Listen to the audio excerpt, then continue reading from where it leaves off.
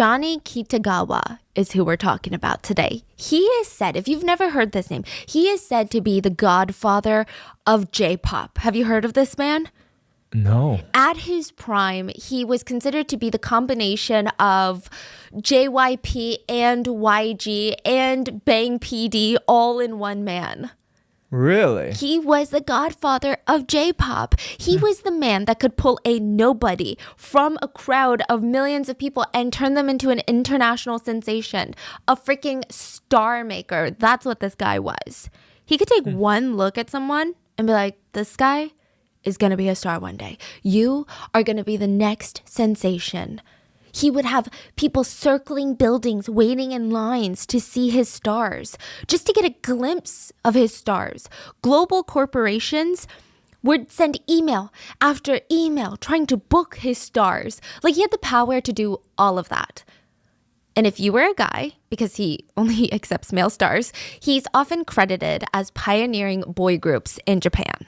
So being an idol, I mean, we know this. We've heard all the K-pop horror stories. Being an idol is not easy. It's not fun, nor is it for everyone. Everybody knows this. You've got to sacrifice so much. You have to sacrifice oftentimes your family, your friends, your social life, practically everything to be an idol. But you kind of guess, like, that's what I'm signing up for. Like, these idols, they signed up for it. They're going into this kind of knowing. But in today's case, there was more on the line than just a social life being at risk. In order to become a top idol at J&A, Johnny and Associates, some said that you had to be a victim first. The godfather of J-pop was allegedly one of the most prolific predators the entertainment industry had ever seen. I'm talking on a global scale. Allegations started to come out that Johnny was preying on the underage trainees. One victim stated, boys would be sleeping in a room, like a dorm. The trainees were all in this building, just next to each other, in rooms next to each other, in bunk beds next to each other. It's not the most lavish thing as a trainee. And you would hear Mr. Kitagawa coming into one of the beds of the boys, and you would just think to yourself, it's going to be my turn next. You would pretend to be asleep, but when Johnny finished with one boy, he would move on to the next. Then the next. So let's talk about the man that created the biggest boy group in Japan and how he got away with abusing them over and over again. As always, full show notes are available at RottenMangoPodcast.com. Today's case is really unique in the sense that it's not necessarily breaking news, okay? But the story has been back in the headlines because of a documentary that recently came out. It's a BBC documentary. Came out in March. You can't even watch it outside of England right now without a VPN. So keep that in mind. And I'm telling you, this documentary is controversial for so many reasons. I mean, 25 million reasons. And again, this is not a new case, which makes it so much worse. There have been allegations against Johnny Kitagawa since the 90s. Kitagawa even went to trial over these allegations and lost. He lost, but he never suffered any consequences. Wow. I actually saw a Reddit comment. I was on these Reddit forums talking about this because I also did consult a Japanese researcher for this. But they were saying how in Japan, most people think it's just rumors. A lot of people don't even know that the trial took place in Japan. Maybe, yeah. Is it because he has a lot of power? Oh, just you wait to see how much power this man has. Another comment that I saw that was startling was this man was commenting and he was saying, yeah, I've been following up on this documentary and my wife is Japanese. She was born and raised in Japan. And I told her about this documentary that came out and she said, you know, you can't believe everything you see online. And he was just kind of shocked. So that is the sentiment for a lot of Japanese people that are in Japan, but I also see a lot of people online being like, I'm literally in Japan. I've been born and raised here and people need to talk about this. But there are a whole lot of reasons of why and how he was able to get away with all of this, and we're going to get into all of it. But quick disclaimer, there is heavy discussion about relations with minors, and in this case, we're focusing on a man that targeted male victims. And I've said this before, but I'm going to say it again for the people in the back. Kitagawa does not represent the LGBTQ community. It seems obvious, but there's like always that one comment that gets me so riled up. But if your mind needs a refresher, go to like any other video on this channel and witness the horrendous atrocities that straight people have committed, okay? So with that being said, Have you ever hoped to be discovered? It's not an embarrassing dream. I think most of us at one point have had a dream of getting discovered, you know? There's always stories of Hollywood actresses being chased down by agents that just passed by them on the street. And they're like, you're going to be the next Margot Robbie. And if I'm not mistaken, that's actually how Jennifer Lawrence was discovered. She never auditioned. She was found by a casting agent. There were K-pop stars who were chased down the street in their student uniforms by casting agents from the Big Four agencies begging them to audition. It's like a Wattpad dream in real life.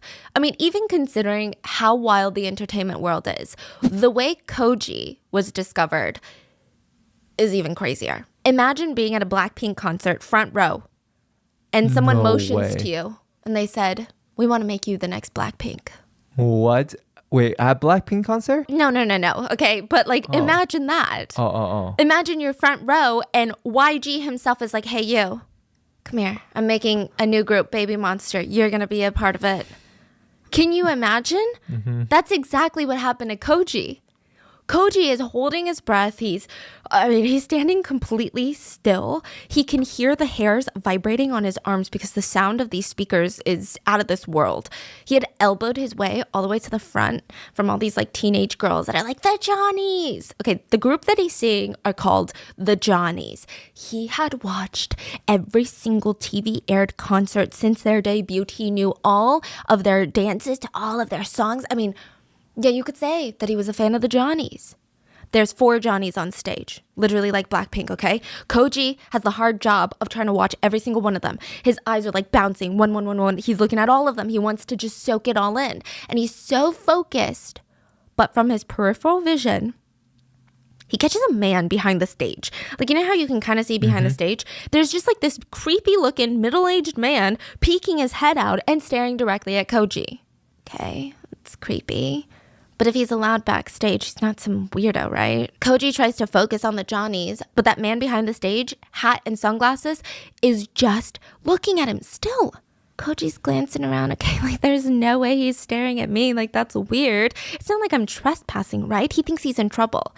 He tries to shake this feeling. He tries to focus on the performance of the Johnnies, and he feels a hand on his shoulder. He spins around, and it's the middle-aged man from behind the stage that was staring at him. And he straight up asks him, who are you here to see? The Johnnies? What do you do for work right now? I work as a band hand. So you're in show business, are you? Yes, sir, as a band hand.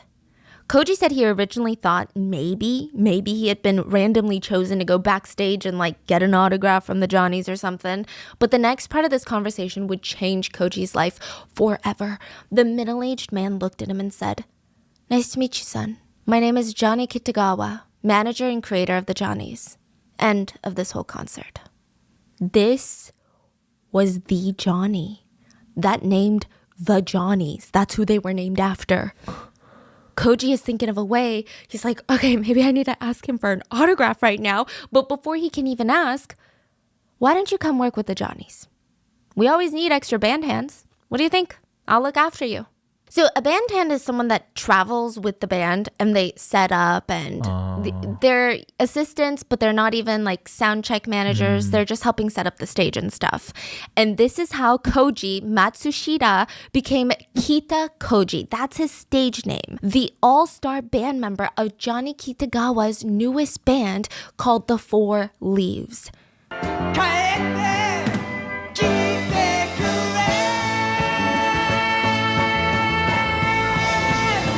Koji would have everything that he dreamed of. Wait. So what happened? He became a... what did he become? He I'm so became a confused. band hand, but he started as a trainee at JNA, and he became the newest member of the biggest group of JNA at the time. Oh, so he became also a celebrity, a star. an idol. He became an idol. Literally just discovered front row at a concert. Can you imagine? Wow. And this guy has no background like that. He grew up in a fishing village. Like, he has no money. He works at a factory. And now he's the one on stage dancing, singing in front of thousands of people. He was a literal star. But he was also Johnny's newest victim. Johnny Kitagawa was the CEO and founder of Johnny & Associates, Japan's biggest J-pop management company. So think YG, SM, JYP, Big Hit. or Hybe. And he was also a prolific predator. He assaulted countless idol trainees for more than 50 years. Koji had no idea that he was making a deal with the devil. He wouldn't even know until it was too late. He had entered into the devil's den. That's how he describes it. And sure, he's training under this massive company and he would debut as one of the biggest boy bands. But behind all of that, there were these really, really dark things that were just going on behind the scenes. After Koji retired, he wrote a book on everything that happened to him. He dedicated a page to call it His Public Warning, a cry to all the other trainees and idols at J&A Agency. He detailed all of the assaults that he endured under the mentorship of what many consider a predator. And once this book comes out, the floodgates open. Allegation after allegation starts flooding out against the godfather of J-pop. One victim stated, "I wish I could forget what happened. I wish I could." He once visited me when I was at home with my parents. My parents put his air mattress in the same room as mine. That night, he placed my private parts in his mouth. You wouldn't believe it. My parents were sleeping in the next room. Another victim said, Mr. Johnny liked to yell from the bottom of his lungs to call someone. Usually it'd be like, "You, come here." And then you'd have to go to the dormitory restaurant, eat with him. And the next time he'd say to a boy, "You, get in bed." That was the one you really didn't want to hear. Another one stated, when I was lying in my bed, he suddenly burst into the dorms, and I was alone. There was no one else in the bed. He slid in beside me, and I thought he was holding something strange. He took it and rubbed it on my private parts. It was like a sticky lotion. Then he continued to assault me, like full essay. I was scared, so I didn't turn my head to look, and it just really hurt. It hurt really badly. And afterwards, he asked me, "Do you want something?" I said, I don't want anything. He said, "You definitely want something. I'm sure of it." I said, no. In the morning, I woke up and there was $500, which was placed next to my bed. Mr. Kitagawa also R-worded another trainee who lived in the same dorm, but he was known as the Star Maker. He could make an idol out of thin air. He could turn anybody into a star. He could make the world fall in love with you, but he would take your soul first. A lot of celebrities are accused of selling their souls for fame, making a deal with the devil. To many people, Johnny Kitagawa was the devil, but he didn't make any deals. He was so powerful, he could just take your soul if that's what he wanted, and there was nothing that you could do about it. So let's talk about J&A. It is often dubbed the boy band factory, and it is founded and run by Johnny Kitagawa. Johnny Kitagawa's parents had immigrated from Japan to the US before the US banned all immigration from Japan. Love the anti-Asian sentiment, okay? Johnny was actually born in LA. Yeah, he was born in LA a decade before the start of World War II. So he's born, and California is a great place to be now as an Asian American. Back then, it was not a good place to be. The US was so hostile against Japanese people, which just resulted in all Asians by extension, because nobody cared to recognize the difference, and nobody cared to recognize that Asia is made up of a lot of different countries. It was pretty rough for the Kitagawa family. Johnny had 2 older siblings, and they all probably suffered some form of discrimination and racism growing up. So the whole family, when Johnny's like 10, get deported back to Japan. The government is like, we want everyone out of here. Yeah, this is 1 year before the US starts putting Japanese Americans into concentration camps. So they narrowly avoided this. But it doesn't seem like it gets better for Johnny in Japan. I'm not exactly sure how accurate this is, but there's not much that I could find on Johnny's childhood. Apparently, he narrowly avoided an air raid at one point in Japan. So the guy is just like going through a war, and this world war is heavily impacting him. When he's 16, war is over. The family moved back to LA, and LA is just not what you think it is today. It's not big, it's not diverse. It was still predominantly dominated by white people who had a lot of Asian hate left over from the war. Like, what's new? I get it. Like, people lost family members and friends in the war, but they took it out on their Asian neighbors who were also American-born citizens. So it's like, what's going on? Where's the common sense? It is not in this room. So Johnny spent most of his time in a place called Little Tokyo in LA. It's like a small area near downtown that's got a lot of Japanese shops, restaurants, grocery stores. And it's just a way for Johnny to shield himself from the hate. He freaking loved it in Little Tokyo. He would hang out there every single day. And he loved going to the theater. He loved watching movies. And he just had a thing for show business from the get-go. Like, he loved it. He starts translating for shows that are coming into town. So if there was like a Japanese singer that would come into Little Tokyo, he would offer to translate for free. Japanese singers would come and tour LA. He would be like, yes, on the front lines, like I can speak both languages fluently. And it was a pretty lucrative career path. Somehow this leads to him flying back to Tokyo and translating professionally for the US Embassy in Tokyo. We just know that he was translating until he was about 26 years old. That was like his main career. And he was bored out of his freaking mind. It is the US Embassy. He's a low security clearance translator. I'm sure most of the conversations that he's translating aren't even that juicy. They're not even privileged information between the two countries. It's just like this person lost their passport. And in Tokyo, he decides to coach a middle school baseball team. This is so random, but a lot of people are like, yikes, okay, maybe this is where it starts. Or at least that we know of, it's alleged. I don't know if he was good at baseball. I couldn't find anything in his childhood that indicated he was a baseball fanatic, that he played baseball, but he knew the rules of baseball. So I don't know. He just taught these middle schoolers how to play baseball. And even more random and confusing, these middle schoolers were pretty good at baseball. Like, it's so random. They started competing in baseball tournaments, and after each game, the boys would follow Johnny back to his apartment because these are middle schoolers. Johnny's middle-aged.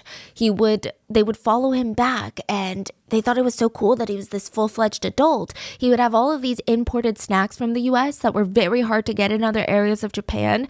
It was just fascinating to these middle school boys. He had access to American movies that a lot of Japanese people weren't watching at the time. And Johnny's sister Mary, she's kind of pertinent to this story, but and also to the company later. Mary ran a bar near the US Army base in Tokyo. So Johnny would take the boys there, which again, imagine being a middle schooler being taken to a bar. Like, this is the coolest thing that could ever happen to you. Of course you're going to go. They would eat spaghetti, which also at the time, another rare food to find in Japan. They would hang out, eat spaghetti, and eat snacks. And these boys are allegedly the first victims of Johnny's predatory behavior. You know how every company has like an origin story? Like, oh, the founder was in his mom's basement. You know the ones? Johnny & Associates, the biggest J-pop agency at the time, has a strange origin story. The story starts with a play called West Side Story. Side note, this is at a time where most plays did not have people singing and dancing. Like, most plays were people just acting. It was just straight theater. And it said that singing and dancing plays were popularized by African Americans. And it's entirely possible that the emerging African American music culture had this huge influence on Johnny, considering he was super into jazz and dance. So, which they never get credit for that. But anyway.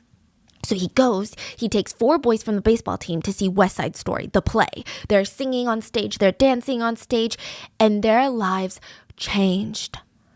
It was ballet meets jazz style. The boys were so fascinated. Johnny took them again to see it the very next day, and then the next day, and the next day after. They went practically every single day until the play stopped airing. They would all giggle on their way back home just dancing through the streets, and they thought about how cool would it be to dance on stage. And Johnny starts thinking. This was at a time in Japan, and I'm telling you, he really was a pioneer for boy groups, maybe even in K-pop, because the way he did it is fascinating. At the time, when you saw a group of men on stage performing and doing anything musical related, it's kind of what you imagine a traditional band. Everyone has an instrument that they play, and they're pretty sedentary on stage. Like, they'll stand there and they'll play their guitar, and you have one lead singer, and most of it is just kind of a little bit of jumping with the music, but that's about it. But Johnny was like, no, what if they don't play any musical instruments and they just focus on dancing on stage? Which is most of the boy groups now, right? And the girl groups. Recently, with the rise of Elvis Presley, Johnny is like, there is so much money to be made in the teenage girl market. So in America, teenage girls were losing their minds over Elvis freaking Presley, okay? They're going crazy. Not even just teenage girls. The whole world went crazy for Elvis Presley. But Johnny felt it deep in his soul. He wanted his boys to dance. They're already dancing the moves from West Side Story, and they're pretty good. Okay, they were never taught. They just watched the play a couple times and they know the moves. Johnny's like, I want to make Japanese teenage girls go so crazy for my boys like the American girls go crazy for Elvis. Wait, and the boys were from the baseball baseball team. Yeah. Wow. It's a really weird origin story, no? And so he goes to his older sister, Mary, who runs the bar. And he's like, listen, Mary, the bar. We're about to make teenage girls go wild. So they start a talent training agency together. The first group, the 4 boys from the baseball team, were the Johnnies. Oh, they are the Johnnies. They are the Johnnies. Wow. He trained them for the next 3 years, wanting them to be the next Elvis. He even invested money in taking them to LA to get more vocal and dance lessons. They even signed a contract with Warner Brothers, the Warner Brothers. They were going to release an album in the States. It didn't really plan out the way that it was, Anyway, no album with the Warner Bros, but a few songs, and they did have a pretty good little peak. Johnny realized that these were the people that were around him when he had this big idea, but he needed to go a different route. He wanted even bigger, and he didn't think the Johnnies could go there. So after a while, he disbanded them and focused on making Johnny and Associates and his next big band, the 4 Leaves, including Koji. The 4 Leaves? Yeah, the 4 Leaves. So his agency, he just wanted it to be a household name. He starts holding auditions, recruiting more talent, and the process that he had is very similar to K-pop nowadays. So you want to debut with JNA? Here's how it works. I've talked about this before if you guys follow us on YouTube, but before I met my fiance, I went through a phase in my life where I struggled with debt, okay? I had credit card debt and I was so stressed out by it that I thought I could shove all of that into the closet, and if I don't look at it, it doesn't exist, right? It only made the problem worse, I tell you. It only made it worse because, yeah, duh. But I guess I just didn't even know where to start. It was such a painful process for me, and it doesn't have to be for you. I wish there was a better solution back then for me. But if you're in that place right now, let me tell you, PDS Debt. PDS Debt has customized 0% interest options for anyone struggling with credit cards, personal loans, collections, or medical bills. If you're making payments every month on your debt and your balances aren't going down, this program is for you. PDS Debt rolls all of your payments into one low 0% interest monthly payment. And everyone with over $10,000 or more in debt qualifies. There's no minimum credit score required, bad and fair credit accepted. Like, where was PDS Debt years ago? Because this would have truly made my life so much less stressful. You can save thousands in interest and fees and pay off your debt in a fraction of the time. And look, little tip from me, ignoring it does not make it go away. In fact, when I first started tackling the problem, it felt so good and empowering. And right now, with rising interest rates and high cost of living, it's the time to finally take that initiative. So stop waiting and start saving with your own custom debt savings options from PDS Debt. PDS Debt is offering free debt analysis to our listeners just for completing the quick and easy debt assessment at pdsdebt.com/mango. That's pdsdebt.com/mango. Take back your financial freedom today by visiting pdsdebt.com/mango. First of all, you got to be a boy. They only do boys. I don't know if that's changed, but yeah, they've only do boys. You have to send in an application. You have to attach a photo with your face and a full body shot because, that's what being an idol is all about. It's your visuals. JNA was known for only wanting pretty boys. That was kind of their aesthetic. And I mean, this part isn't that crazy. Even in K-pop, every agency kind of has an overall aesthetic that they go for, and you can see that in all of their trainees. But second, if your resume is approved, you're going to be called in for an audition. Most of the people at these auditions would be 12 to 15-year-old boys. Hundreds of them would be lined out the door. These are already the boys that pass the audition process or the resume process. Then they go in and they go in with these groups in front of a panel of judges, and they do a dance, they do a song. And Johnny was on the panel at every audition. He was known for being very harsh and very decisive. He said that he could take one look at a face and figure out if they could be a star or not. That's it, just one glance. That's all it took. Sometimes, out of 100 of boys, 200 boys that audition, only 2 would become trainees. And not every trainee debuted. The rest were rejected. Then the next step would be training, and the ones that passed would be entered into JNA as trainees. They would have to move into the JNA dorms with other trainees, and they're not just trained in voice and dancing, which are the most important, but acting and PR training, media training, everything.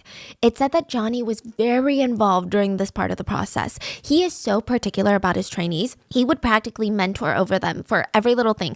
The trainees were told, you are not allowed to have your own life. You're not allowed to have your own thoughts. You're not allowed to have your own social media. We control every aspect of your image. If you thought K-pop was bad, the way that Johnny ran, insane. He's basically telling them, you are a commodity of my business, so you don't get to have your own identity. You are whoever I say you are. If I say you like sweets and you're a sweet boy, you like sweets and you're a sweet boy.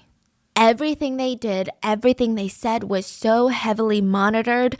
It was really crazy. He would personally mentor each trainee and try to give them opportunities to work, as backup dancers, appear in TV or in magazines. But ultimately, that's just if he liked you. Every trainee would be forever stuck in this limbo period unless he made the decision that you could debut. Johnny was the only person that could make that decision to give these trainees an actual career. Keep this in mind. After debut, Johnny is way less involved, but the idols would shift into this very strict manager and PR world and enter the life of an idol. Johnny and Associates was basically a boy band factory. Again, this is when this stuff is so rare. Boy bands back then were instrumental. They were all about the instruments and the drums and the guitar. But now you're talking about a bunch of boys, teenage boys, that are just dancing on stage. This was a completely new concept back then. And it killed it. The business model was ingenious. Johnny was a genius marketer. He understood the average Japanese person and how consumerism worked. He knew that in order for teenage girls to be able to spend money on his boy groups, he needed to not only win the love of the teenage girls, but their parents. He's like, no mom is going to sit there and be like, yes, my daughter, please go crazy over this half-naked man on TV. So he wanted all of his boys to be wholesome, innocent, good examples, good role models, relatable, someone that even parents could get behind when they were interviewed. That's how he made his boy groups. And it worked. Soon enough, his boy groups were on the cover of every magazine, every single show, every single TV ad, every hour of every single day. They were in ads for things like real estate, like contact lenses. They were practically everywhere. Some of his artists even collaborated with big Western names like Bruno Mars. JNA was one of the biggest players in Japan's entertainment industry, not even their pop industry, just entertainment. They were releasing new groups left and right, and the only thing that they had was the ultimate power. Not just a little bit of power, not just a little bit of money, ultimate power. So, fun fact, Johnny did not let anyone use the idols' photos without explicit permission from him. The idols were not caught outside by paparazzi. The idols were not allowed to post on social media. Photos weren't allowed to be used in newspapers or in print or even online. Even JNA's own website didn't have pictures of their idols until 2011. Wait, why? He wanted full control of photos and how they get used. He would sue people if they used any of his idols' photos without explicit permission. When it came to music, Johnny owned the rights and masters to every single song that was ever created by any of the idols, ever. Johnny personally has control over the idols' image, their public image, public perception, and their literal image, like literal photos. If anyone wanted to use a song, they would have to get permission from Johnny himself. He controlled everything, which I know what you're thinking, that's freaking annoying. Why would anyone want to work with Johnny? The public loves Johnny's idols. So all of these newspapers, these magazines, these TV shows, they are begging for Johnny's permission because they will get views. They will get revenue because people will tune in as long as Johnny's idols are in their media. He could control basically every magazine, every newspaper, every TV station, everyone, because all of his boys were the it boys. And one of those boys was Koji. Koji has a really, really strong inspirational origin story. He grew up in a fishing village where everyone would scoff at him because, if you tell anyone from a small town that you want to be an idol one day, they're just going to laugh at you, okay? Koji's parents could barely afford food. They're like, you're going to be an idol? You can't even afford anything but rice right now. When it was really bad, his whole family gathered around a table of just rice and beans.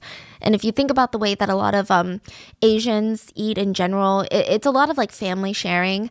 So just to have rice and beans on the table, it's pretty dire financial situations. I think as a kid, Koji starts dreaming up all of these ways of making it big. He thought, you know what? I'm going to be an Olympian. That was his first dream. Olympic champion. His dream was to get a gold medal and represent Japan and make his parents proud. That was his ticket out of poverty. It's not a random dream. He actually was pretty good at gymnastics, but being an Olympian is very, very expensive. He did not have the proper gym, trainers, coaches. He's good, but there's no way he's going to go up against the best of the best athletes with world-class training behind them. He just had to come to terms with it. It's really hard to be an Olympian when you're broke.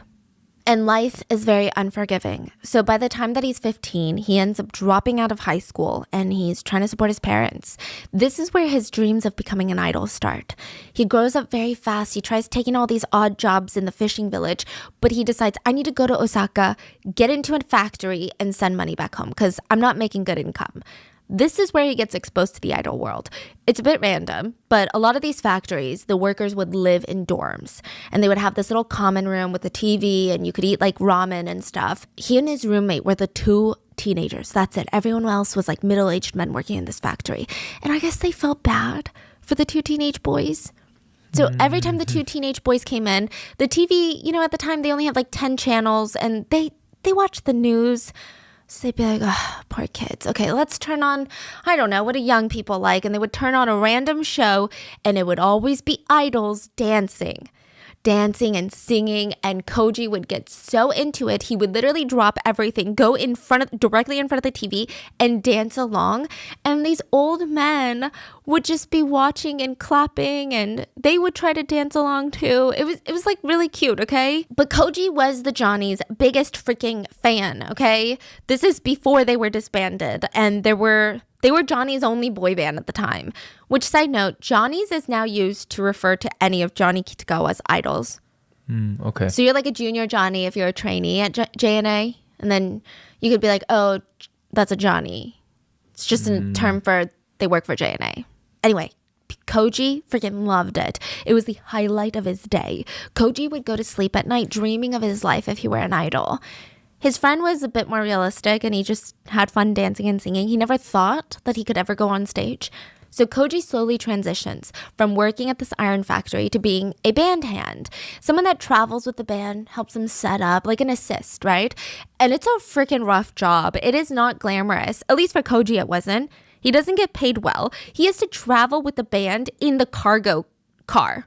So he's just sitting on this cold metal floor of the van, bopping his head on the roof, and there's like guitars slamming into him, drum sets slamming into him. It was just miserable.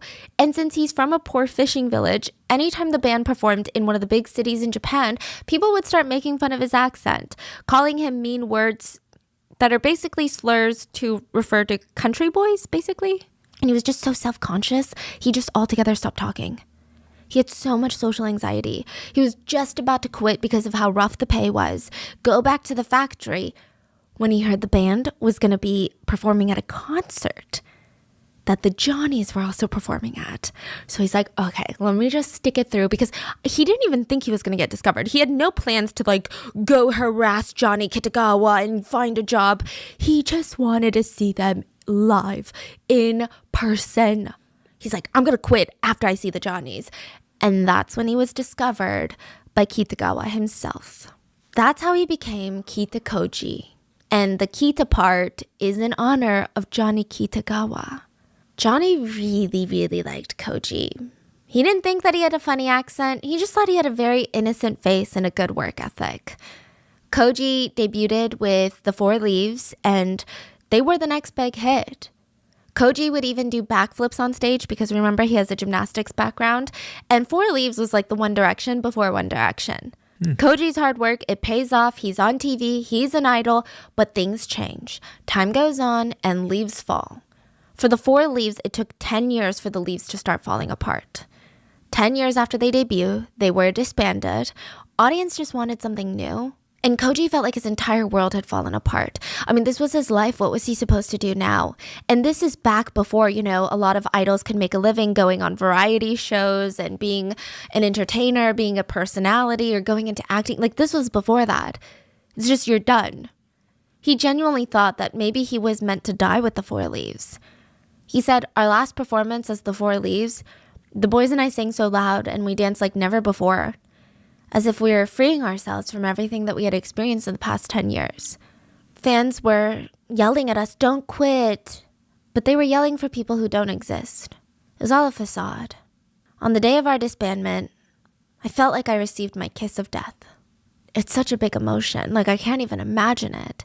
Koji said that he fell into drugs at this point. He was directionless. He was lost after disbandment. He tried to get into acting, but it didn't really catch on. It proved to be really, really hard to build a new career while struggling with substance abuse. So all he did was write. He wrote a lot to explore his thoughts and his emotions, and exactly 20 years after his debut, he wrote his expose, a book dedicated to his life as an idol, and it was almost a public warning to the newest leading boy band from JNA. He warned them that they are not alone, and what they might have had to do to get where they are is not their fault. He wanted them to know he was on their side, just in case Johnny Kitagawa was sexually assaulting them too. Koji talked about the numerous times he would walk off stage straight into Kitagawa's open arms. How he was just a teenager, but he felt like he owed Johnny something. How he felt like if he didn't do this for Johnny, his career would be over before it even started. He exposed Johnny Kitagawa and said this was his public warning. There is a predator out there offering to take Japan's children and train them into superstars, but he's assaulting them. It was a really, really raw book. It wasn't a way for him to get attention or like back into the spotlight, which a lot of people accuse him of writing the book for that. If you know what it's like in any culture coming out with allegations of abuse against someone so popular and loved, it's terrifying. In East Asian culture, particularly in Japan, where politeness is not a positive, but a mandatory, where politeness is the bare minimum, this is not normal. This is not like clout. But he hoped that he could save future trainees from this type of abuse. He wrote in his book that during his trainee days, Johnny would invite him into his room. Johnny would take his private parts into his mouth and would not stop until the deed was done, if you will. Koji said Johnny did this almost every single night for 4 to 5 years while Koji was a trainee. Koji said it was confusing because Johnny would basically convince him that these assaults were acts of love. He made it seem like he wasn't abusing him, he was just taking care of him in a way that every single good caretaker or guardian would. He provided these boys with everything, their lives, their future, and even their family's livelihood. And Johnny knew that. Even if they could see through his mental manipulation, how are they going to say no? How are these trainees going to say, no, that's not an act of love. That's literally assault. There were more than enough reasons for their brains to convince themselves, actually, maybe this is what I want too. Many of them thought that this is just the price of being an idol. Koji said that he lived with Johnny for a while, like a married couple. But once he got famous, Koji felt like he could kind of reject Johnny's advances just a little bit. He finally felt a little bit of power. And it wasn't a lot, like nowhere near what Johnny still had over him, but a little bit of something. He was still terrified of Johnny's reaction to his rejections, but Johnny didn't seem to care. Koji said that he just moved on to younger trainee idols. Koji said this was one of the big reasons that he turned to drugs in the first place. He thought that if the sexual assault during his trainee days was indeed love, it was just the admission price to his dream life. He just thought, this is what I have to pay. And maybe it's worth it if my parents don't struggle anymore. So he convinces himself this. And once he debuts as an idol, he's like, oh, okay, this is what I worked so hard for. And maybe it was worth it, and I'm just so busy. So he's busy with his schedule and everything that he has as an idol. He didn't think too much into it. He tried not to. He just distracted himself. But once the band disbanded, he was left alone with his thoughts, and he was just so torn. Side note, this is a thing that happens frequently when someone is assaulted before they've matured or mentally developed. They might believe that it's not assault, especially if they've been groomed. But a lot of times these kids will turn into adults and realize that the thoughts of having any similar relations with minors makes them want to gag. They start realizing that what they experience is not love. It's not parental love. It's not big brother love. They realize it's straight up assault. Like as an adult, they can never imagine doing that. And that's when it slowly dawns on them that they were groomed. That's most likely what happened to Koji. So he releases this book, and it does pave the way for a lot of other victims to come forward with their experiences. But overall, everything is just swept under the rug. And it's not because there's no substance behind these claims, but because JNA has such a strong grip over the media. They are a huge mega corporation at this point. If anyone was going to release any information about these allegations, JNA would cut them off from their idols. And without these idols, these news publications, newspapers, magazines, TV stations, their revenue would be obliterated. Which is crazy because something as explosive as allegations of predatory behavior from one of the most powerful people in the entertainment industry, I mean, you would imagine that it's all over the news, right? So a lot of the public, they understandably thought, well, those are just rumors. If there was evidence, it would have been on like CNN. It would have been on all these big news stations. Some people went as far to claim that Koji was just looking for another moment in the spotlight. They chalked it up to him struggling with being irrelevant. Side note, I know there might be people like, well, oh my God, people always sleep with their bosses to make more money. And then they want to say something about the power imbalance later. Koji? Okay, first of all, that whole thinking is really messed up. But Koji wasn't even making idol money, okay? I just want to tell you, even now it's pretty common knowledge that idols, especially in J-pop, K-pop, they still give a pretty sizable chunk to their labels. But back then, Koji was making $1,000 a month. That is calculated with inflation.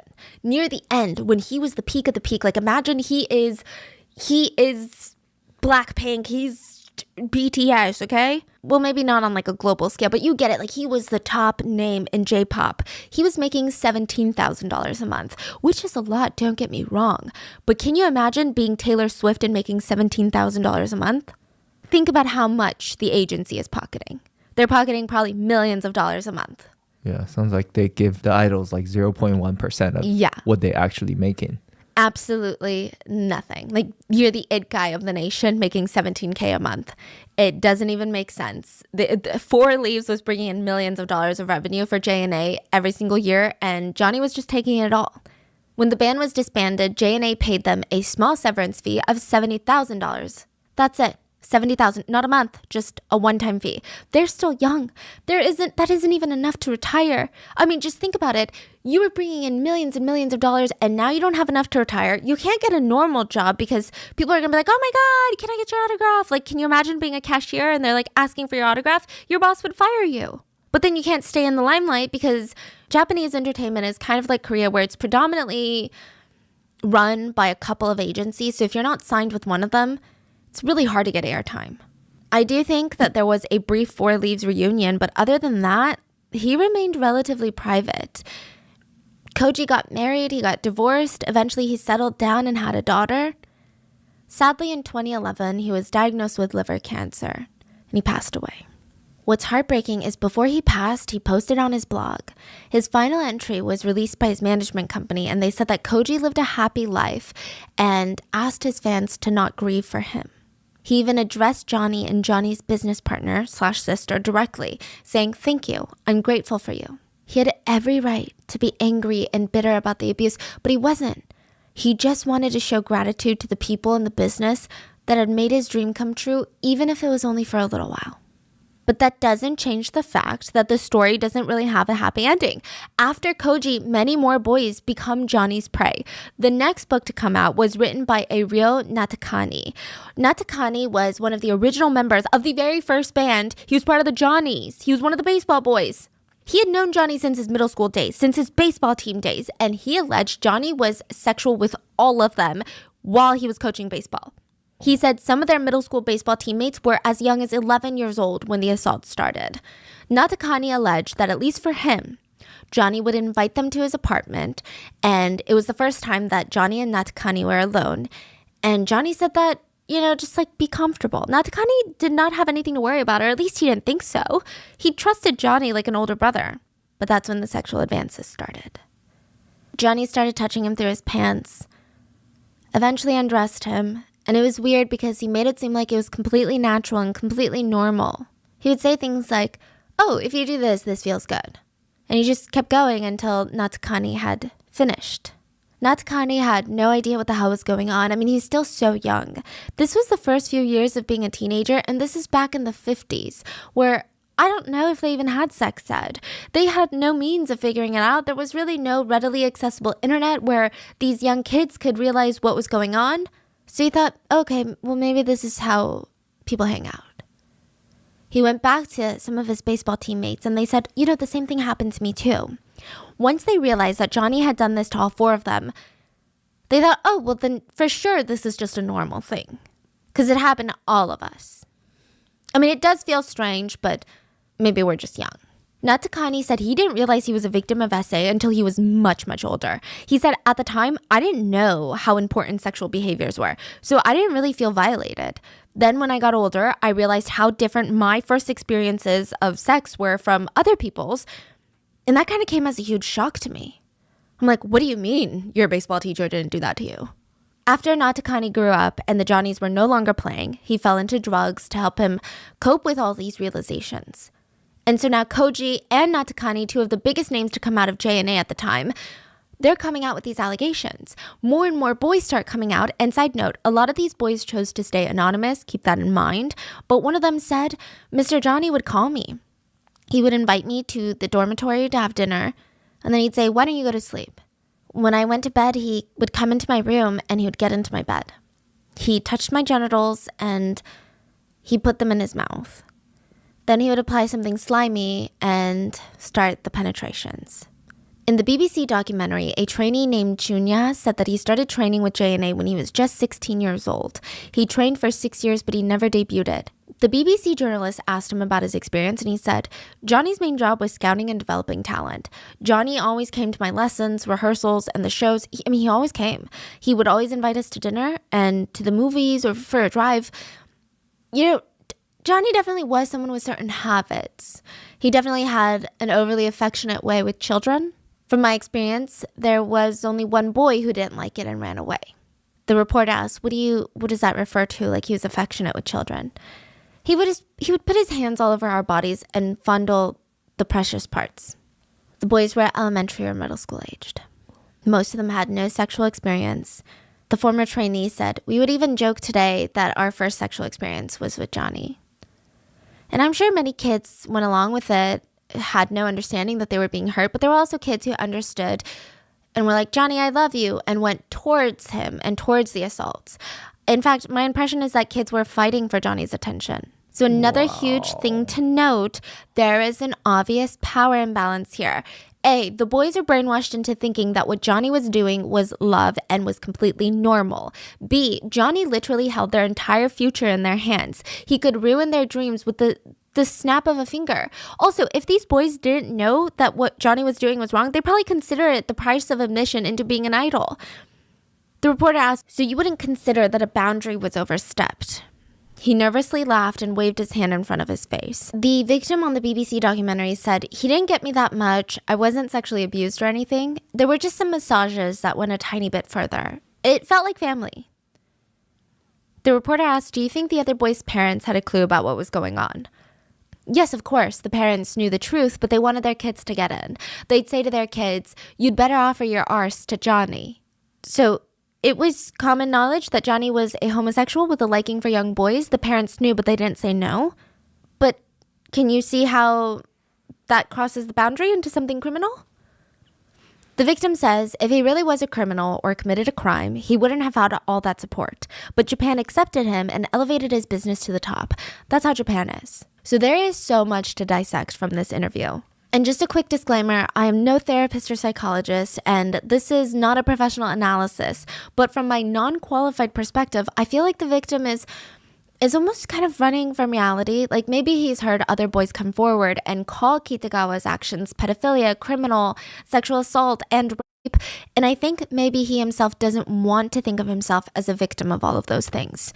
He could be using Kitagawa's fame and power to justify that. Maybe he's thinking, well, a criminal wouldn't have all of this success. A criminal would be in prison. If Japan had made this man successful and given him all of this support, he can't be evil. That's a fallacy. Someone can be a hard worker and a business genius and a master marketer and also be a pedophile and a rapist. The second thing is, Genya said that the boys' parents knew what Kitagawa was doing, but they didn't care and even told their sons to offer themselves to Johnny if it meant that they'd become an idol. That sounds despicable. I could believe it, maybe, if it was one or two parents, but so many, I don't know how to feel about it. Like, honestly, statistic-wise, I'm also wondering if that's not true. Maybe it's just I don't want to believe that hundreds of parents would be A-okay with their sons getting abused. But maybe when Genya was an idol, the boys played Kitagawa's abuse off like it was nothing. And maybe they said their parents were okay with it because maybe they didn't tell their parents the true extent of the abuse. The BBC doc is controversial in the fact that it never expands on that. I almost feel like the journalist didn't know what questions to ask to get more information on this, so he just kind of skipped over it. There's going to be more about this BBC doc in a second. But another victim said that he was first assaulted when he was a trainee. Johnny told him to go to the bathroom and take a bath. Johnny even helped him fill the bath, and the trainee genuinely thought that this Johnny, CEO, founder, was so kind. But then he tried to take his clothes off. And the trainee kept telling Johnny, I can do it myself, like, thank you, but you can leave now. But Johnny continued silently undressing him completely until he was naked. Then he put him in the bath and washed his whole body like he was a doll. Then he was told to come back, and he did tell his trainee friend, and the trainee friend said, your dreams have been shattered, but you have to put up with it or else you won't succeed. So the assaults continued. He said Johnny would bother him all night long, even until he saw the sun come up. Nobody around him was quitting because of it, so he was confused whether or not this was really that bad. If it was really that bad, wouldn't all the trainees quit? Besides, there were no other adults that you could really talk to about it, so it was hard to speak up.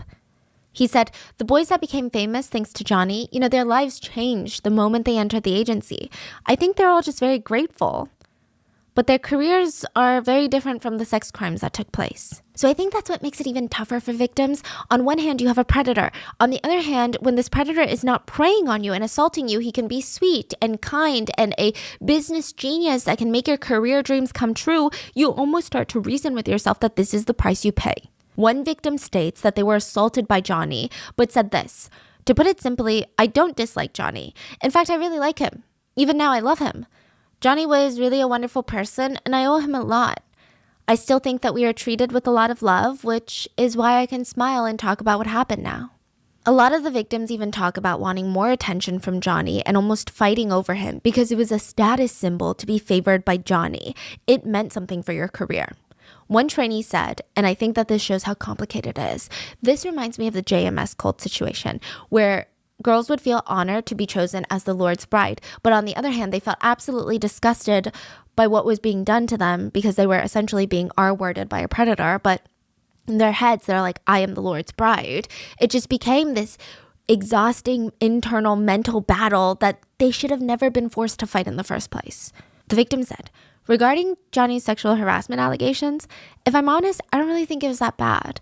It's true that those things are something that really happened in the dorms. I just don't think that his motives for doing what he did was that bad. No one really dug deep into it. Everyone knew that it was just something that you have to go through as part of JNA, but nobody really cared too much about it. At the time, there were rumors that if you accepted Johnny's advances, you would be famous. So I don't think you can blame either side. To be honest, my dream was to be famous, so I think I would have just accepted it. Yeah, I think if it happened to me, I would have just accepted it. Wow. Again, Wow. I am nowhere near qualified enough to begin unpacking this, but let's listen to someone who is.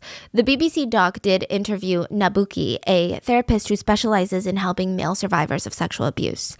He gave off really calming vibes, and he just had this aura that was very, very peaceful. He said, it can be self-protection in some ways to deny that it was abuse. In order to survive, you don't want to fight the abuse. So rather than the painful, traumatic sexual abuse trauma, why not make it more fun and loving in your memory? And often abusers, they will use this very natural thing to their advantage. It's also very natural for our bodies to feel pleasure, even if we don't want it. And often abusers will even tell them, look, your body, it's physically reacting, so you must be enjoying it, which in the long term is going to affect with your mental perception of this abuse. That's what makes it so complicated and confusing. And Japan has, what he says, a culture of shame. If something's your personal problem, you don't talk about it because it brings a burden to the people that you're talking to about. Yes, that's so... It's kind of a Korean thing as well. So any problem that you bring up to a group of people, you are now burdening them with this problem. Because if they didn't know this problem existed, they would not be in a pickle where they have to think, what do we do now? Sexual abuse makes it even harder in Japan, and especially harder for male sexual abuse victims. Side note, we're going to get into it, but another trainee kind of confirmed this mental manipulation that Johnny used, and they stated, we would go to Johnny's house. His house was like Disneyland. And it's not like I was sexually harassed every single time. Besides, I came to understand if I accepted his actions, I would gradually be appointed to better positions during TV recordings and magazine shoots. There was another trainee who rejected him, and he was always put at the edge of the stage where no one could see him. After all, I was just happy to see my band was doing well and that my bandmates were doing well too. So I thought that my actions possibly getting in the way of upsetting our band or making the band worse or even disappointing the fans, I just didn't want to do anything that would cause problems. Wow. So he's thinking that if he reject him, his bandmates will suffer and fans will suffer. Because they wouldn't be featured anymore and they'd be like, why aren't you not putting out new music? Some people recommended that I go to the police at the time, but I was going to Kitagawa's place on my own accord. It's not like he forced me, and I didn't feel like I was hurt in any way, so I couldn't see myself as a victim. I think a lot of other former trainees also felt the same way. But essay is still essay, and allegations against someone Johnny's size should have been explosive, right?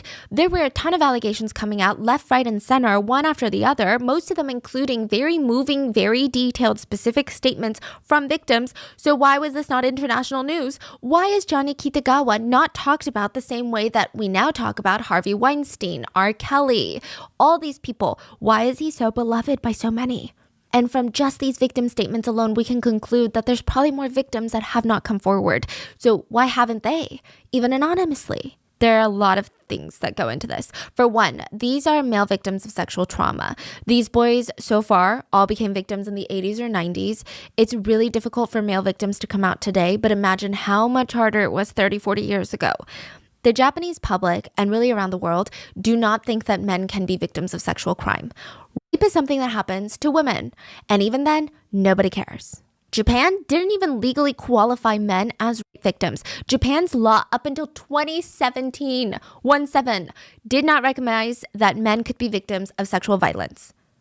The age of consent also in Japan, to this day, is 13. 13. Do you know what that means? That means if a person convinces a 13-year-old to have sex with them, no matter the age or power dynamic, that person cannot be held legally responsible because the 13-year-old was not tied down.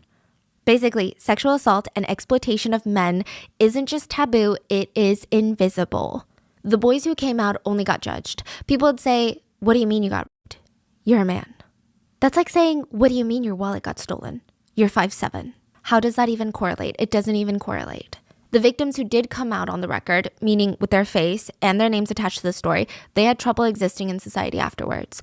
Not only did they have to deal with their trauma, but it was hard finding jobs who would hire them because a lot of East Asian cultures don't like troublemakers, don't like outspoken people. Because people who accuse other people of sexual assault, quote, rock the boat. And East Asia is known for not liking people who rock the boat and make waves. Japan also has huge politeness culture, and being impolite isn't just annoying or rude, it's socially unacceptable. And it's a big belief that to inconvenience others should be avoided at all costs. Accusing someone of sexual assault is inconveniencing people. It makes people uncomfortable hearing about the story, which is also rude, and most people shy away from discussing topics like this. So this type of environment discourages victims from calling out their abusers, especially if they're people of power. Just the act of throwing out allegations burdens the workers, and if the police were to investigate or if the company were to go under because of that, it would burden the employees and the idols, and it's just, you are a bad person. Considering all of this, I really do admire the people who have come out. There are so many obstacles, but they were brave enough to stand up. They put themselves through all of this in hopes to save future trainees. But still, I mean, I would imagine that there would be some mainstream media outlets because, you know, I get it. Media is controlled by people with money and power, but sometimes things get too big and you can't not cover it. Nope. The only newspaper was a local newspaper called the Shukan Banshan that was covering it, and they were the only ones that had no fear going up against JNA. A few sources online refer to Banshan as a tabloid, but others say that they're a highly regarded source for investigative journalism. And I am inclined to believe the latter because Banshan actually went up against the Japanese government at one point, and that was a whole scandal for them. But they start picking up stories from Kitagawa's victims. They publish a few allegations, 9 to be exact, because this is important, because all 9 allegations are going to be taken to court. 1. If the boys refused the advances, Mr. Kitagawa would place them in a bad position on stage, out of the limelight, or they would not appear on television altogether. 2. Mr. Kitagawa let the minors drink alcohol and smoke on a daily basis in the dorms. 3. When his underage pop group Junior 4 were taken under custody for shoplifting, JNA conspired with affiliated TV networks to put a lid on the story and keep it from being reported. This also happened with other similar incidents. 4. JNA and the particular office managers singled out members of the Four Leaves pop group for abuse and mistreatment. 5. Adult talent who had previously worked for JNA were treated coldly for long periods of time. 6. The underage boys were given such busy schedules they weren't able to attend school. 7. The talent employed by JNA were routinely not paid money owed to them. 8. JNA-affiliated fan clubs were managed in such a way that they ignored the fans. And 9. The mass media is scared of JNA, only prints flattering things about them. They published 14 articles about JNA, and the journalists were able to find 12 boys who gave victim statements. One of them was only 12 years old. This time, the case blew up. Banshan basically alleged the top entertainment conglomerate of being rotten and being led by a pedophile. Of course, there's going to be a reaction. Kitagawa read the article, so did everyone else at JNA. This wasn't some ex-idol that came out, and this was an article that a reputable news outlet had published. This could bring down their entire company. So Kitagawa sued them. JNA sued Banshan for libel, which basically means they sued Banshan on the grounds that their article was full of lies, made them lose out on profit, and caused damage to the company off of falsehoods. Banshan fired back that their article was not full of lies, and that they were going to stand by the journalists that wrote the articles. They went to court.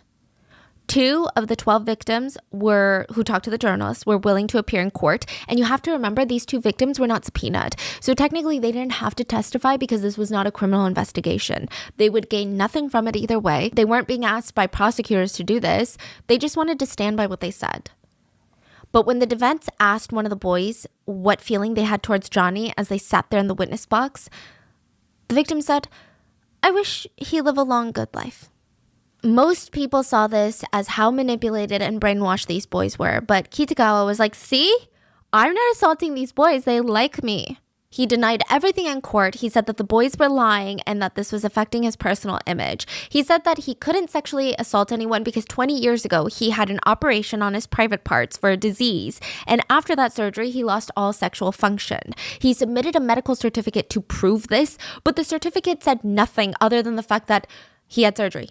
Now, you can have this surgery and not have your sexual function impacted. Like, it's not A plus B equals C thing. Mm-hmm. It's like, oh, I got LASIK surgery, so I can't have R-worded that person. Mm-hmm. It's like, I mean, it doesn't really make sense. Basically, the courts were like, you can't prove that your private parts don't work, so we don't really care if you had surgery or not. Johnny went on stage and he would just talk in circles, just really not answering anything. So I'll give you an example. When Kitagawa was being cross-examined, the prosecutors asked, or Banshan's side asked, simply put, why did boy A lie? Can you give me a short answer, please? You think that boy A lied because he was lonely? That's what you said, right? In short, I think that both boy A and boy B are in the same place right now. But that is just pure speculation. It's just that I found both boy A and boy B myself. You know, they are now friends, but in such a lonely existence. In short, even if we say that we're a family, there are people who will think that. Therefore, as I said yesterday, there is nothing more lonesome than not having blood ties. In that sense, maybe it was me that was lonely. So to make it clear, I don't resent the boys or anything, but to say that the boys lied, like Your Honor said, it's hard for me to say they made a false statement. Honestly, I never meant to sexually harass anyone, but the boys were so adorable, and the bond that we had was very strong that I felt it was terrible that we were not blood relatives. I was merely trying to bridge this gap, when suddenly the boys cried harassment. The reason they claim harassment is not because they dislike gay activity. They just wanted to betray me. I'm sure they feel guilty about it now. But I can't definitely say that their testimony is entirely made up. I am so confused. What is he trying to say? He's basically saying that the boys have no family members who love them, so Johnny Kitagawa was trying to be like a dad figure to them, but then the boys mistook it as sexual harassment, and now they're crying sexual harassment, but they probably feel guilty about it now because all he did was be nice to them. I see. But then he's like, also, I can't say for sure that I didn't sexually harass them. Basically going these boys are troubled and crying abuse because they're lonely. And it also was not a short answer, okay? Does that sound like a short answer? Does that also not sound like an admission of guilt, you guys? The court did not agree. They sided with Johnny Kitagawa and ordered Bunchen to pay $70,000 in damages adjusted for inflation. No. Bunchen again refused. They appealed to the Japanese High Court, and this time the High Court ruled in favor of Bunchen. So they won, which adds more weight to the allegations. But this libel case never led to a criminal one. JNA tried to appeal this decision, but they were rejected. So now there was some attention, and briefly politicians were asked, what are you going to do about this case? The politicians stated that Johnny could not be charged as a criminal because the age of consent is 13. Most of these boys were older than 13. Another thing is that boys could not be R-worded in Japan until 2017. And Johnny was not their parent or guardian, so he couldn't even be classified as child abuse. Wow. There was really no law that they could charge him on. So everything just worked out in his favor. Yeah.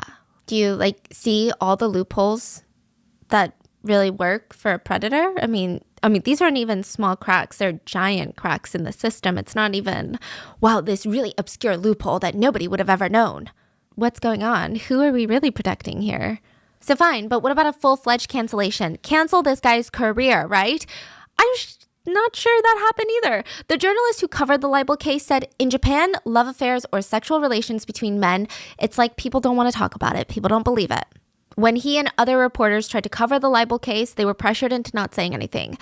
The reporter said, I was treated as a dangerous person who did some sort of shady reporting. When we went to print, I was harassed. TV newspapers, publishers are profiting from JNA, so they tried to stomp out this story. In the BBC doc, this same journalist gave an interview and said, I have been in despair for 23 years.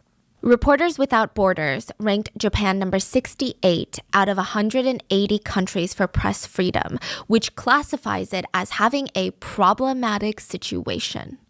Wait, 168? 68?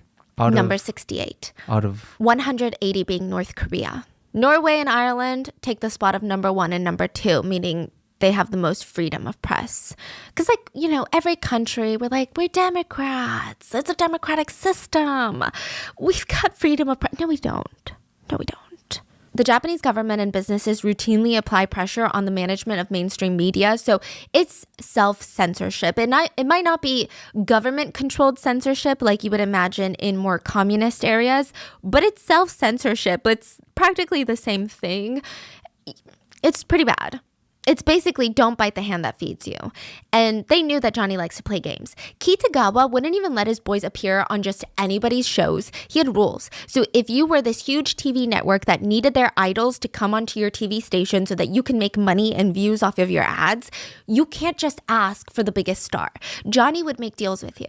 I will give you the biggest star if you feature our new group 3 times in prime slots.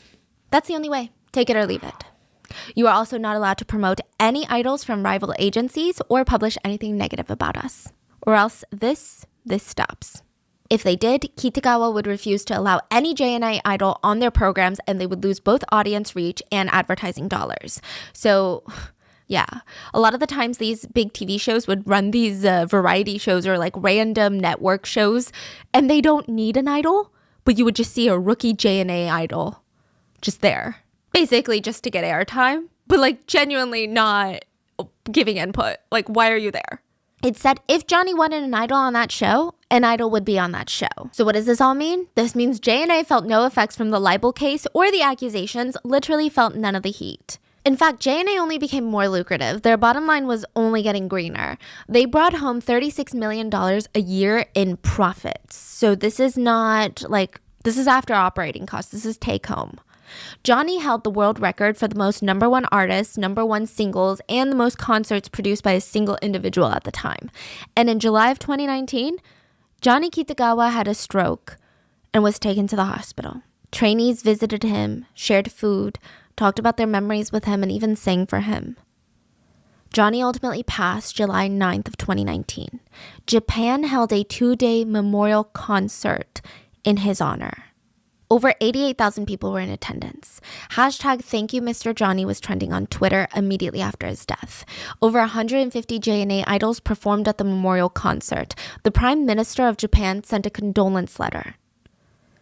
An idol from JNA said, Johnny-san taught me the wonderful things about entertainment. I still can't sort out my feelings, and Johnny-san would surely scold me if he saw me crying on TV. Fans who attended the memorial said, Mr. Kitagawa had trained so many idols over the years and left behind such achievements in the Japanese entertainment industry. I wish to offer my sincere prayers for him. My life has become this happy because of Johnny's idols. I have come here today to thank him. I think Johnny-san made his entertainment with love, so I want this practice to be passed on to the next generation. An idol from JNA even wrote a song as a tribute for Johnny's death, and I'll play a clip. The title is literally called Johnny, and some of the lyrics say things like, didn't know you would change my world, as a lover that would take your time. Am I good enough to take your heart and give my love? Will you go? Will you stay? Yes, I'm forever your lover, never leave you alone.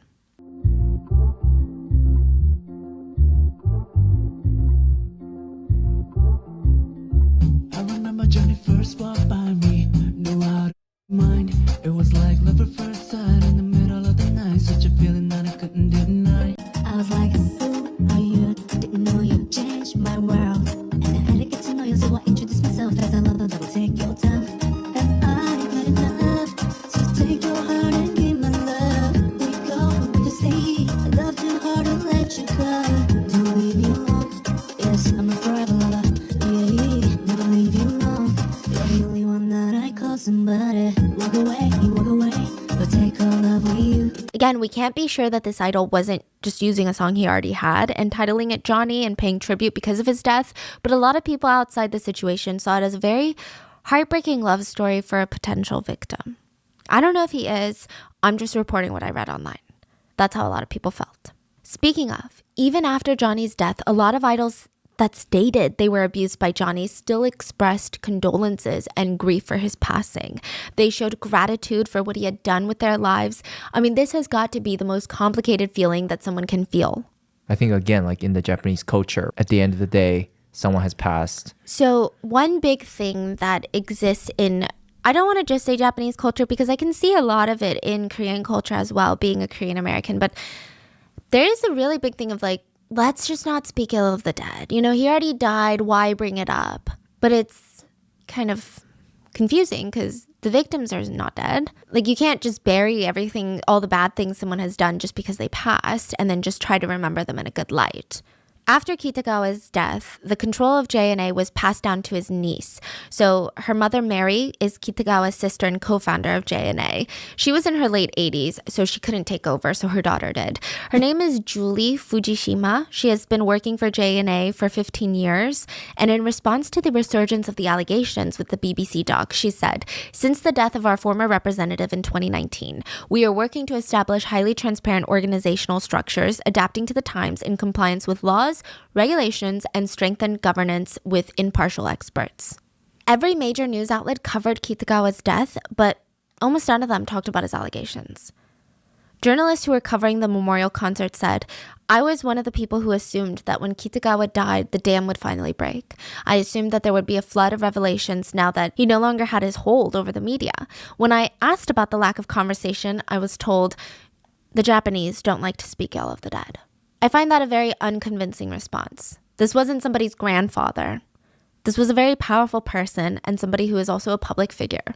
I think the media hid behind that excuse, that cultural taboo, because it was uncomfortable in many ways. They refused to say what everybody knew.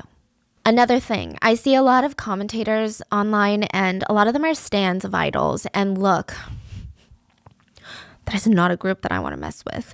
But I just want to say, I don't think anyone wants anything to harm JNA's idols. No one wants to boycott JNA.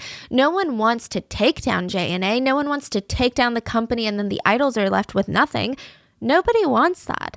I think more now, especially the fact that Johnny Kitagawa has since passed, I think people just want to understand the full extent of what happened so that the victims maybe can get closure, can get some sort of even payout. Because I don't think money solves anything, but they were already, like, think about it. You don't think it could solve a little bit of something, at least, even symbolically?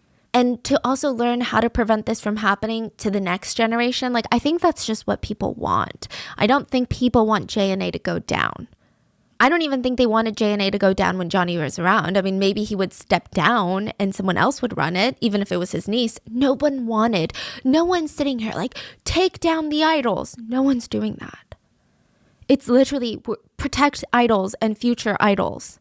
But it's been a bit of a mess. Even the BBC documentary is super controversial.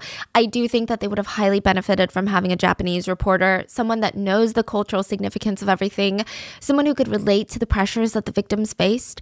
The interviews felt very journalist-led instead of participant-led. And the journalist didn't feel as understanding as I thought that he could have been. The tone that the reporter had throughout was, at least to me, felt very, I don't understand why this is happening, so therefore this shouldn't be happening in this world. When it should have been, I don't understand why this is happening, so please help us see whatever I'm not seeing. Help me see a cultural difference. Maybe that's it. Like, help me understand. Yeah, it's a lot more complex than you make it. Yeah, it's a make it lot to be, more yeah. complex than like, well, we don't hate Johnny, and some of us actually wanted Johnny's attention. And the reporter is just like, that doesn't make sense. But it's like, no, but it's really complicated. Okay, like so complicated. There's just so much. The documentary has also gotten a bit of pushback because it feels like trauma tourism. Like, oh, look what's going on in this country that's not ours, guys. They're crazy over there. Don't you feel better about being here? Kind of felt like that without bringing in the cultural aspect. It just felt very, you know, it feels like when people are like the dark sides of K-pop, but they do it in a way that feels very much like, good thing we don't have that in Hollywood. When it's like, yeah, you do. You freaking do. But on the bright side, the documentary did spark a lot of international conversation, though I don't think that you can even view this documentary in Japan. And actually, a lot of Japanese netizens were not happy with this documentary. They commented, it's a story of the past, so why bring it up now? And I saw another comment that said, this is very rude towards the dead. Nakamura, the journalist who covered the initial libel case, the one that he said was mourning for 23 years, responded to that comment and said, then what are you going to do when your human rights are threatened? Someone else clapped back. Considering the mental pain of Johnny's talents, it's difficult for fans to know how to react correctly. I want to know the truth, but if the fans make too much noise, it'll have a negative impact on the activities of the talents who are just doing their best. Which I get it, but again, no one is going after the idols. But still, to not talk about it is not a great option either. So it's hard to know where to go from here. Some netizens compare Kitagawa to other famous pedophiles like R. Kelly and Jeffrey Epstein. But I mean, I can see the comparison since they all targeted younger people, but I don't know. For them, even after death, because Epstein is dead, their reputations are completely ruined, rightfully so. They've been at least criminally and publicly canceled. Kitagawa's case is a bit different. He's still considered a legend in J-pop, and I can't imagine being one of the victims and seeing this guy still be considered the ultimate legend. What are your thoughts? I see some netizens arguing that art and personal life should be separate, but that's kind of confusing because no one actually holds actual idols to that standard. I mean, idols get canceled for literally anything, like gaining 2 pounds and they'll get canceled. So why are these big men in positions of power held differently? I don't know. What are your thoughts? Please just stay safe out there, and I will see you guys on Sunday for the mini-sode.